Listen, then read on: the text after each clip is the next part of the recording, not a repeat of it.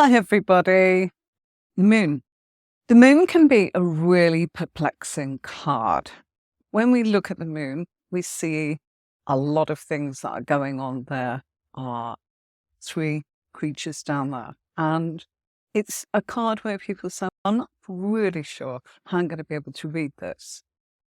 Seriously, it's actually a really lovely card, and it comes on more and more in readings than you would perhaps imagine. So if you've ever felt lost in the dark and unsure of your path, this is a card which will help you dive into the mysteries of the moon card.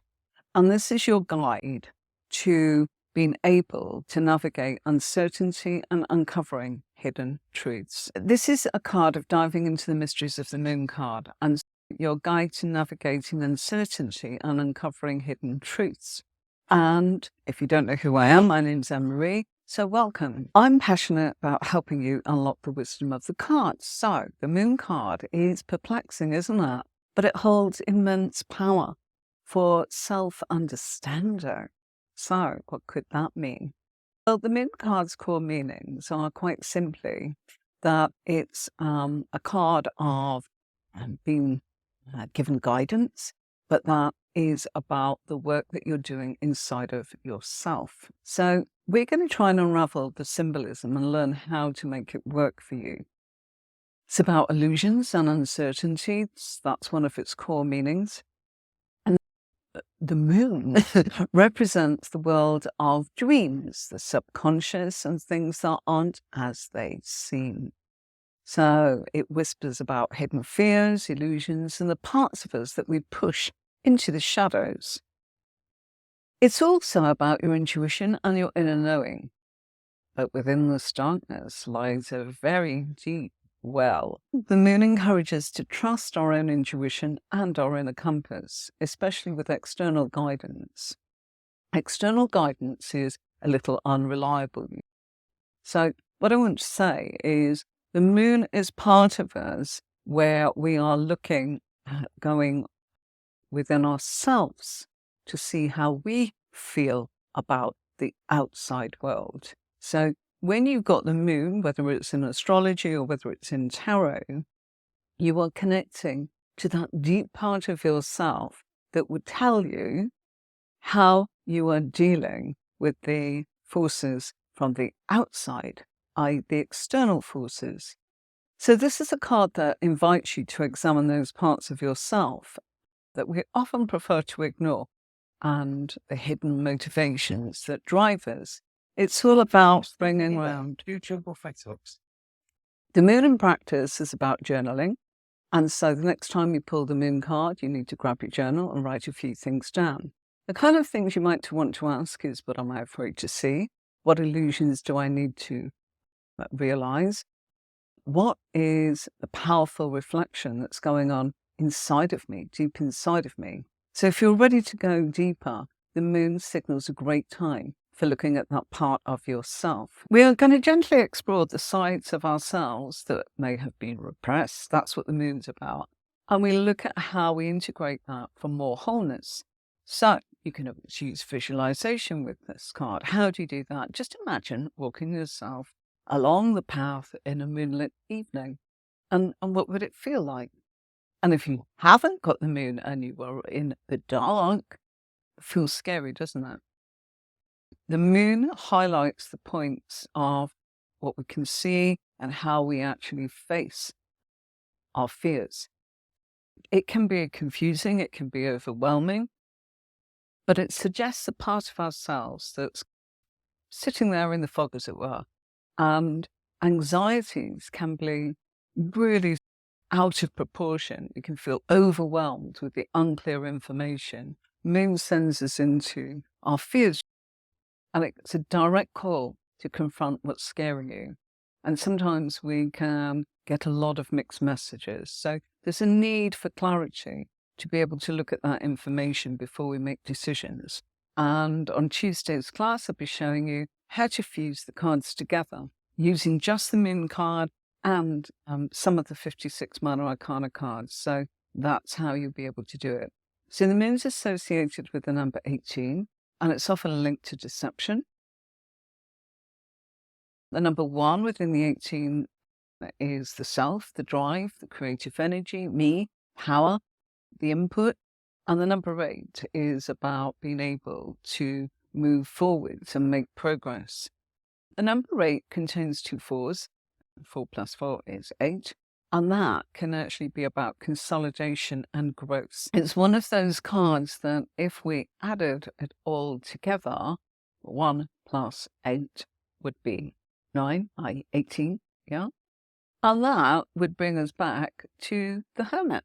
And when we're looking at the Moon card, it's linking with the Hermit, just like astrology does. And we can only find the answers that we're looking for if we are being inspired, and if we withdraw from things, and if we go on to make that type of progress. Pisces and Neptune govern the Moon, but some people actually like to associate it with Cancer. Why? Because Cancerians are ruled by the Moon. But in actual fact, this is a card that really works towards Pisces. And so the card depicts a large moon, and there's those crayfish coming out and emerging from the water. And there's a dog and a wolf howling at the moon. And the Moon card can have a profound impact on our emotions, causing us to feel challenged and to be looking within. It can unsettle us, it can lead to stress, it can lead to doubt, and it can lead to anxieties.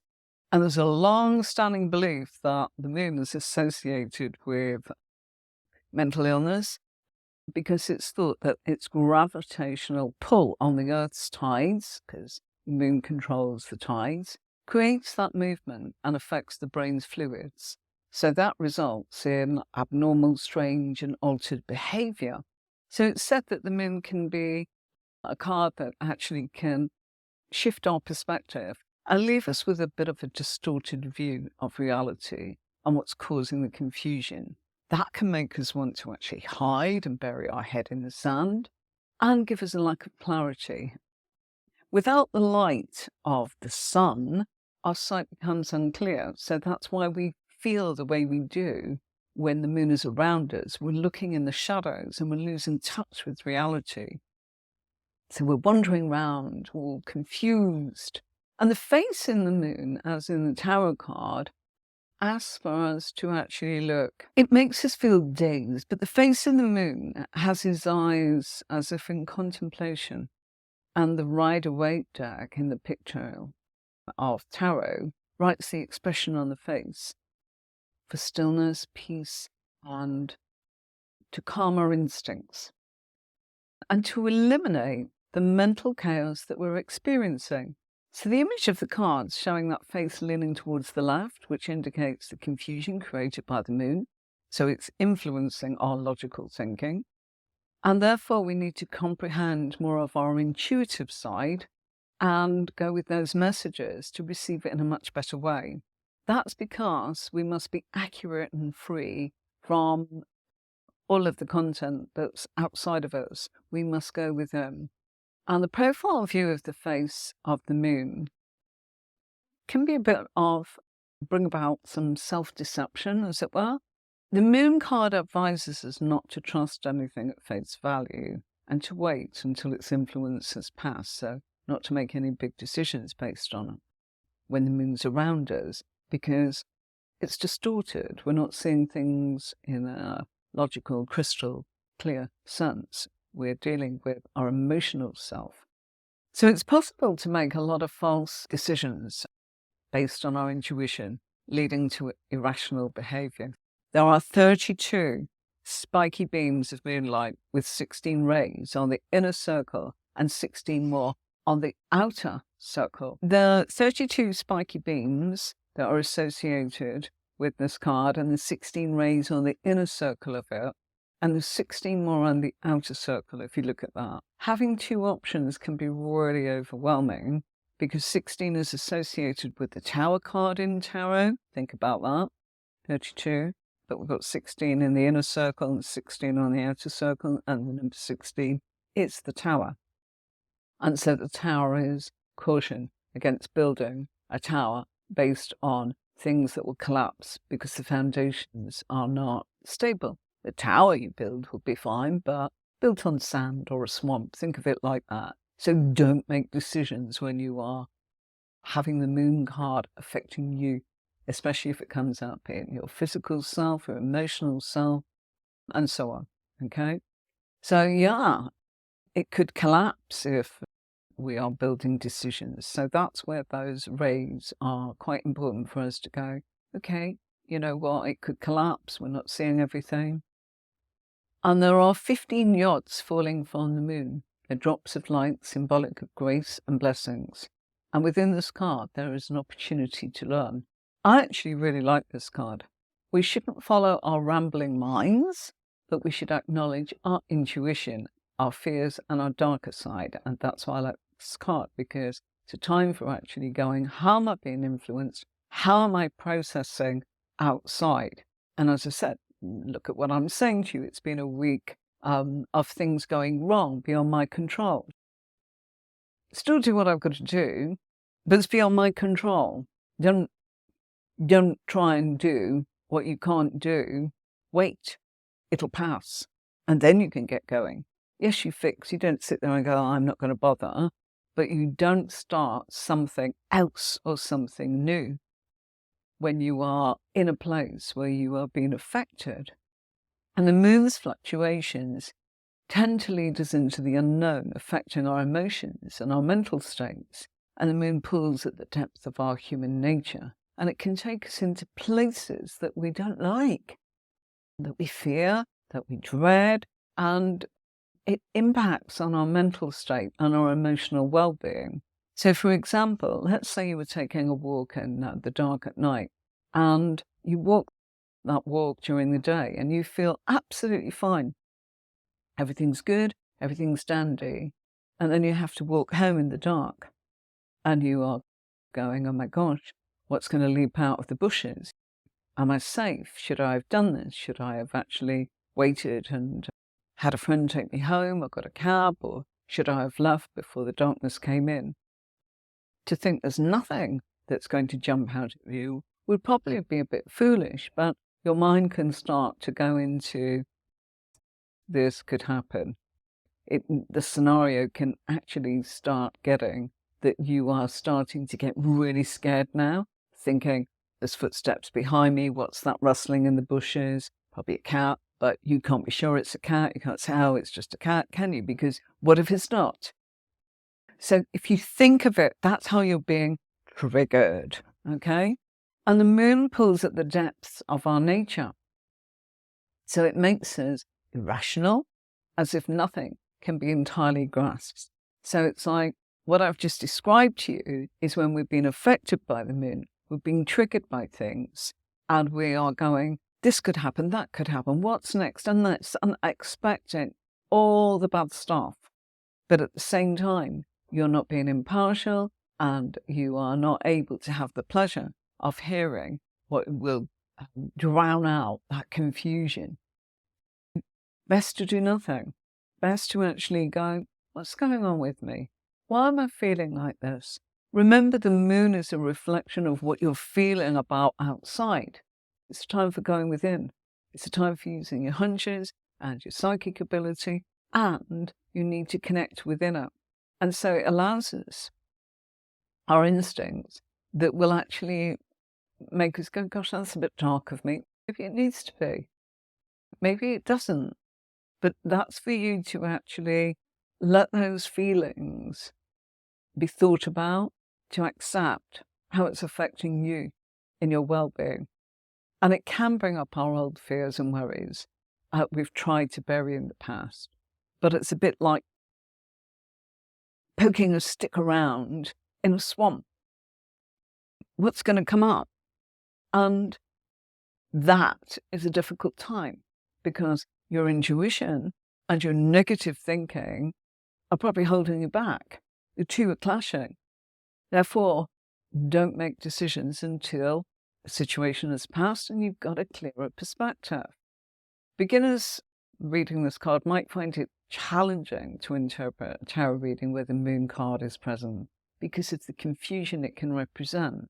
Just look at it that all is not crystal clear. Now is probably a time where you're all mixed up. That will pass. Okay? When? I talked to you about the courses where I can teach you when.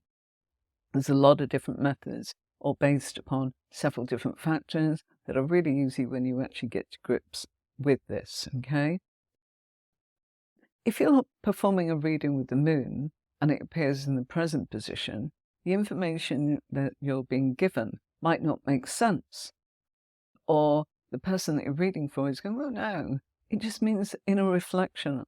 Have a look at how you're feeling about the outside influences. Sometimes when you get a reading or you're reading for someone and you're not sure and the moon cards come up and you're really feeling unsure, maybe you need to rephrase your question. So you can restate your question with a slightly different phrasing or focus. What do I need to know about how to handle what's going on? That would have been a better one instead of, why is it happening to me? Because that might not make sense, all right? Sometimes small changes in how we ask something can really clear the way for us and give us a much greater focus. Focus on the smaller picture. If the reading feels too broad, try focusing on areas of your life. And what I mean by that is maybe your love, maybe your relationship, maybe your friendships, your general well-being, your career, finances, all the things that actually make us go, what's going on? Reflect on timing. That's a good one. Ask yourself, is there a reason that all this information might not feel clear to me right now? Do you know what? Sometimes things need to unfold before the implications of a reading can make sense. And so that's why having more cards out makes the difference, because you're not just going, oh, I'm stuck with this one card. That's why, even in a 10-minute reading, and I do anything from 10 minutes with people, which is very rare, but I do have one or two that kind of come in on their tea break. That's why I do them. I'm much more likely to be there for an hour and more. What I'm saying is, despite the amount of time I've got with them, I would not dream of putting out less cards. And I put 44 cards out. And if they don't like it, they won't come back, will they? And I don't take my time and drag it out. We are straight in, shuffling. I'll say, I'm going to shuffle. This is what I'm going to do. And as soon as that's done, that's like putting the cards out for me. Would you like to tell me sort of anything while I'm putting these out? And I don't start until all the cards are out. And I don't just sit there examining and picking out. Once I've actually put it out, you'd be surprised how it all makes sense because it's all gelling together. Because once people have got you, they've got a million burning questions that they need the answers to be able to actually navigate the problems in their life. They've got a lot of responsibilities as human beings to others because of their career, etc., etc. And they're trying to keep the balance and look at the bigger picture, almost like they come to a reading as if they want to see everything from a hot air balloon and look down and see what's going on. So that's truly important. Fear can be the major thing that you'll pick up from this card. But your second card, i.e. the minor card, which we're doing on Tuesdays, don't miss that one, will tell you what the fears are about. And that might be the overthinking, it might be the sleepless nights, it might be the past, it might be there's a very similar feeling between fear and excitement, don't you think? And fear can cloud our judgment. And that's how we can actually go, I'm not seeing everything. It's not leading to that clarity. Old patterns can cause us to get stuck in a cycle. And when this happens, we've got to break that cycle and remind ourselves what's going on. Each new situation needs to be approached on its own merits. And this is a card that signifies you're going through a transitional period. And because of that, of course there's confusion because you're not there yet. And that's what's happening. So it's a temporary phase and it will pass. That's what I was saying. You can react and you're quite at liberty to react if that's what you want to, but is it going to be helpful to you? Or yes, it might be, no, it might not be. How are you dealing with what's going on outside? So events can be unpredictable and inconsistent when we get this card coming up, especially if it's coming up in the person's emotions or their mental self. Not so much the physical, because the physical is actually what they're up to, their actions they're taking. They might be confusing, but the minor card will tell you in what area. There might be confusion perhaps in their emotions towards themselves or to others. So you can get stuck in repeated cycles. So it's good to identify old or recurring patterns in your behaviors. And you might get really intense emotions that really spark fear. But fear and excitement can also feel the same, don't you think? It's a bit like in the spread. We've got a position that talks about our hopes and our fears. That's one position. And how could it be that what we are looking at is a hope and a fear? Because what we're hoping for, we fear it won't happen. So we can look at it there and go, I can understand. So Anne's saying that when she first started studying and pulling cards, she feared the moon card. And once she realized the meaning, it made sense. Yeah, it's the watery world of Pisces and the crayfish coming up. And there's the towers in the background, isn't that? Representing so many things. Absolutely, Anne. It makes perfect sense, passionate Sagittarius, that the influence can make us feel that we've got monstrous thoughts that's blinding us from the truth, and the influences we're struggling to make sound decisions. Our actions become confusing, and you know what? The effect that it leaves us is we feel irrational, isolated, vulnerable, frustrated. Our imagination's running wild. It makes even more challenging times for us when we're trying to make wise choices. Waiting for clarity is definitely the way to go. And it's essential to choose your battles wisely at this time, especially regarding matters of trust. In moon card, we're seeing that full moon in the night sky, and it's positioned between the two large towers. And the moon's a symbol of our intuition, dreams, and the unconscious mind. Its light's dimmed compared to the sun and only slightly illuminates that path to our higher consciousness, which winds between those two towers. And in the foreground, there's a small pool there, and that represents the watery subconscious mind. The small crayfish is crawling out of the pool. That symbolizes the early stages of consciousness unfolding. And we've got a dog and a wolf standing on the grassy field, howling at the moon. This represents the tamed and the wild aspects of our mind. There is an awful lot that goes on with that particular card, isn't it? Remember, the moon represents our fear and our illusions. It can come when we are projecting the fear that we have in our present, which was based on our past experience. And these emotions can reappear. So it's like a reflection of the inner self, which is emerging. And the moon represents the shadow of our self, the unconscious mind. And the theme of the moon is constant change, cycles. Trust that your intuition is strong, a sense of needing to be protected. That's why there's forming a tough outer shell, a bit like that crayfish. So the moon can indicate a time of illusion and illusion, where nothing is what it seems.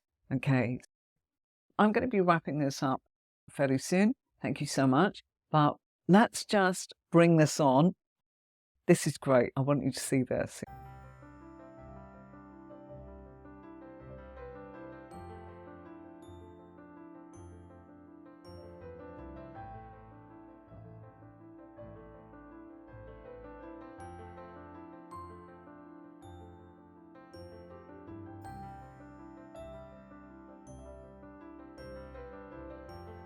A few key words there. Now, this is what I want you to have a look at, which is a video that I made of the cards that I use that are all moon cards. Have a look at them.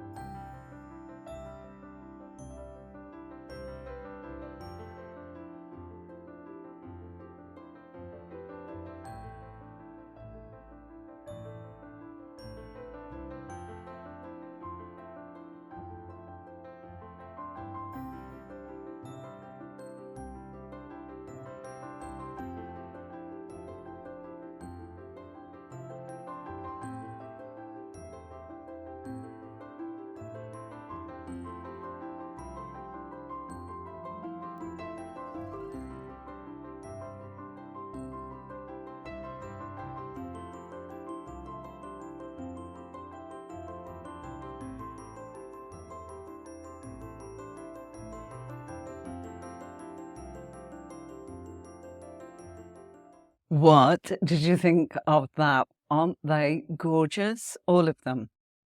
Some would be really useful to read from based on the Rider-Waite. The one that you can see on the right is Rider-Waite there. And I gave you a lot of symbology about so much going on with that card. It's a really beautiful card. Think that it connects to our emotional self and how that can be triggered because of outside influences that can make that we are not making sense of our thoughts, our fears, usually based on past experiences, or that we're being triggered by other people, and emotionally we are feeling, we're reacting within ourselves, at odds with ourselves, or we're fearful, or we're excited, or we're nervous. It can just do all of that. And when it happens, go within yourself. Just try and connect with yourself. What would I say? Go for a walk, connect with nature, rest. Just let your thoughts roll. Let it happen. What messages come? What's it telling you to do? Is it telling you to actually think about what's happening, or to actually think about why are you feeling like this? Don't ignore it. It's a beautiful card, really, and it's there as your inner light to help you express your human spirit. The minor card will always tell you what's going on. The position will always tell you the area of your life that it's affecting. I'm going to very quickly show you the website. Okay, so this is where you can actually find the courses, and it's on my website, Tarot with Anne-Marie. So you can start from the very beginning and learn all of your major cards as a tarot mastery. The other courses that I have for you are all the different suits, including the intermediate here. So if you want to take it into a new level, the suits and the court cards, I divided them separately because they're the ones that people often say, I don't know how to deal with them. The advanced is the next part of advancing more cards into the spread. This is where you'll learn about countries and timing and different areas, local things, planets, how you can actually be absolutely certain about work, career, finances, the self, the well-being, the cups, the beautiful cup family. Isn't that just one of the best in the tarot? I love the cups, all about our emotions. And so that brings us to the end. So thank you so much for watching. I hope you enjoyed the moon with me tonight, Anne-Marie. And until next time, everybody, thanks for watching. I'll see you on Tuesday when we are pairing the cards with the moon. So there's 56 different ways of interpreting the moon. Don't miss a thing. And you can always watch right at the beginning a Fool, a Magician, a High Priestess, the Empress, whichever you want. Okay, it's all there on my Tarot with Anne-Marie YouTube channel. Until next time, please do take care, and thank you so much for your time watching this and for your lovely comments. I do appreciate you all, and I'll look forward to your company on Tuesday. Bye for now.